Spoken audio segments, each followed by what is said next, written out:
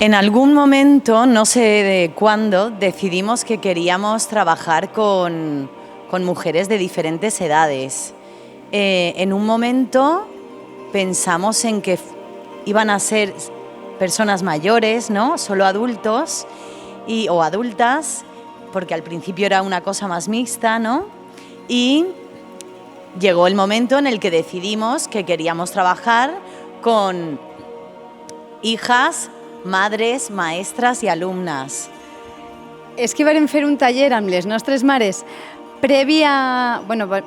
Sí, l'any passat, també com a part d'aquest procés, i va ser super bonic, no? I aleshores, doncs un poc...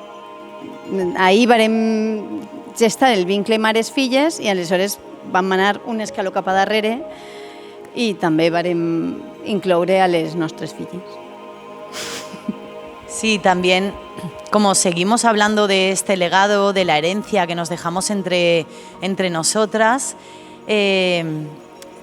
hay una persona que es como el vínculo entre nosotras, ¿no? Las de la compañía, entre Clara, Roseta y yo, que es Cristina Andreu, que ha sido maestra nuestra y ha sido también un poco el vínculo, ¿no? A través de la persona que nosotras nos hemos conocido, hemos compartido horas en el aula, hemos improvisado juntas y es un poco el lugar también donde surgió la compañía.